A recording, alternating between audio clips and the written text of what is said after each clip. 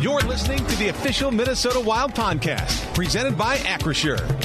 Looks like you have your team and your roster going into the season. Just moving into some of those final decisions, or those young guys obviously getting a shot. Looks like. Yeah, I think that there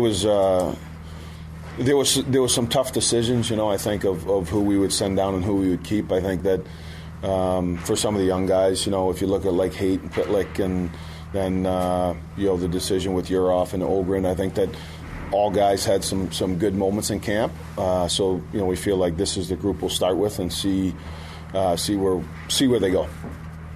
What do you like about Marcus on the second line? He's obviously had a really good camp. He's had a good camp. I know there's been some chemistry with Eki. I think those two guys can get in on the puck as well and see what that combination would look like. So it's just we're still trying to figure out a little bit who's in that spot if we were to keep the lines together, which we probably will for the foreseeable future to see how it goes. So. I think we looked at Ogren and Urhoff there. Johansson can play there. So take a look at Moose now. I'm sorry. I was going to say, where's Brodin at?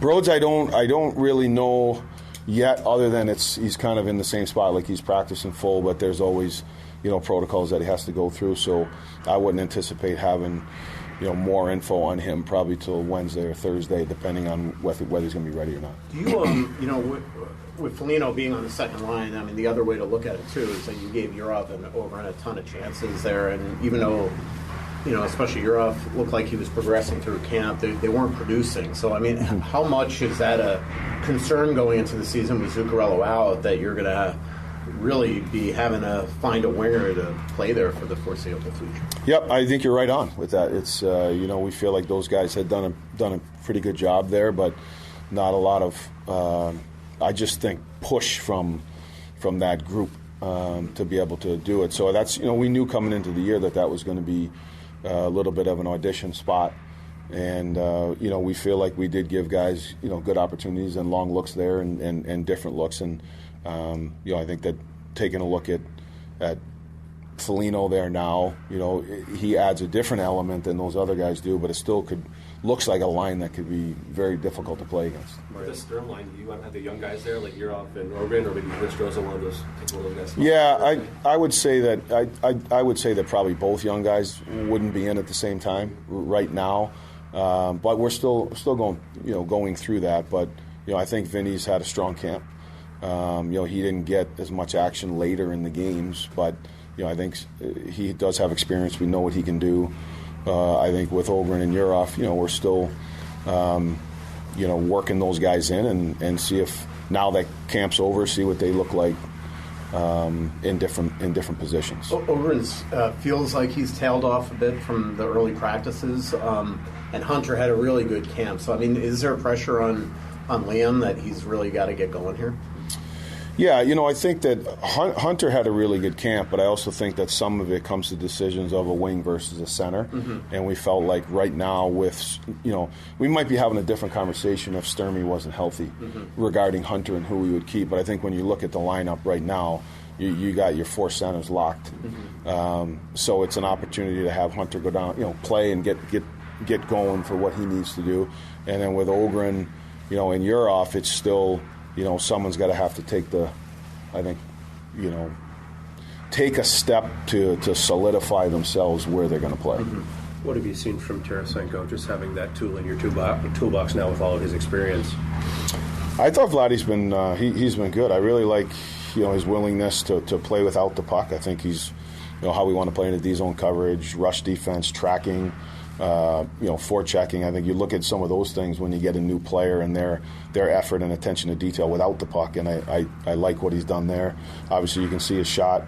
He can shoot it like, I think when he's a shot threat, maybe if you're on that line, say, with Moose and Eki, and they're rumbling around in the offensive zone for a while, and now you got a major trigger guy, with two guys that can get to the net. On the power play, I think what I've really liked about Vladdy on the power play is when he has an opportunity to shoot it, he's shooting it. That's what he is, right? He's a goal-scoring shot threat, and I think he's playing to that identity when he's in those situations. John, how encouraging is it that Brodin's even in a position to be a possibility for Thursday, and just the work he's put in to get to this point? Yeah, it's been good news. I mean, he's obviously ahead of schedule. I think when you look at the mark, we were maybe anticipating, late October. And like I said, I don't know if he's going to be available for the first game or the first couple games, but he is tracking ahead of schedule versus, thinking he would be back by the end of October. Yeah, is it fair to say that last Sunday when he grinded in practice, that he might have felt something that all of a sudden he's gone back to being in the no contact jersey?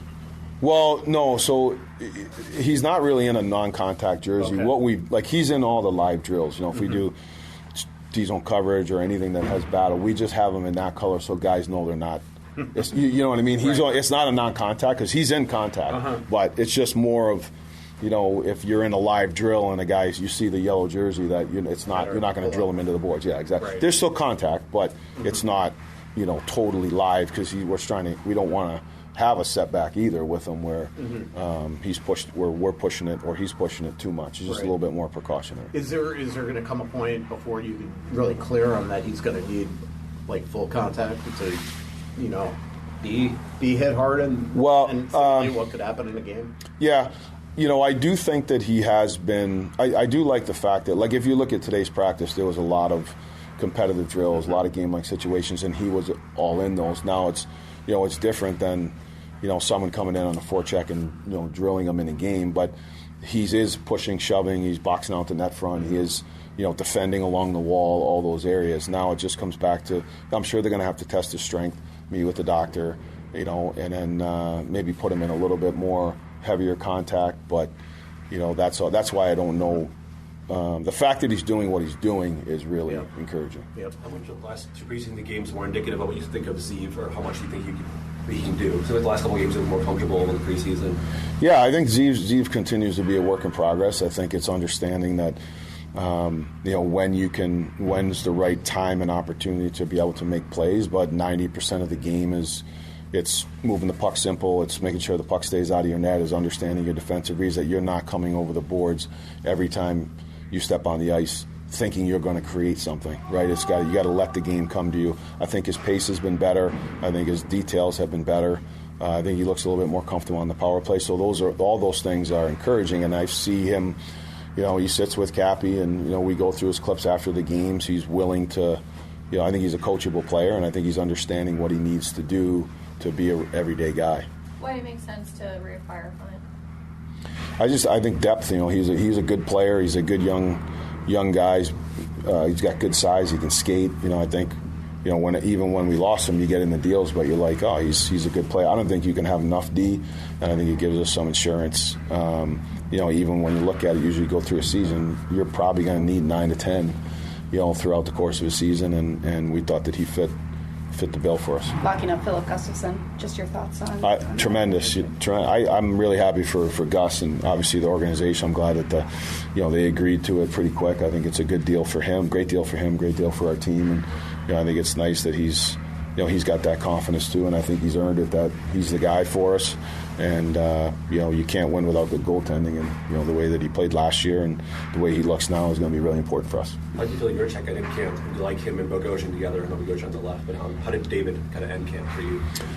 I thought David progressed. I think that, again, similar to Zeev, I think there's a work in progress, and I know when you listen to him talk, he's about making sure that his defensive details are strong. Very similar attributes. I think that's another reason why we have Hunt too. You have a left shot D, so maybe if we don't want Bogo on the right, maybe Hunt's Bogo on the left. Maybe you have Hunt on the left, and you have him with Juracek, or you have him and Bogo, or it's very similar to up front. We're still, I think that the young players, have done a good job, but we also want to put them in the team in situations where, we're not just playing young guys to play young guys. That we're trying to bring them along. And see if they can impact the team the right way in the early part of the season right now. So some guys will be in, some guys will be out, but I think it's important that they're continuing to learn and grow, and then eventually we're hoping that some guys are going to grab some spots and solidify it, and we go from there. Yeah, have you ever had a team that 9 guys, 24 and under, there's 7 draft picks in the last 5 years in the lineup?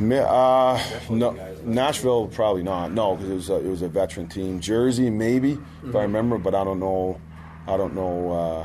Is there an uneasiness as a coach, though? I mean, your job is to win.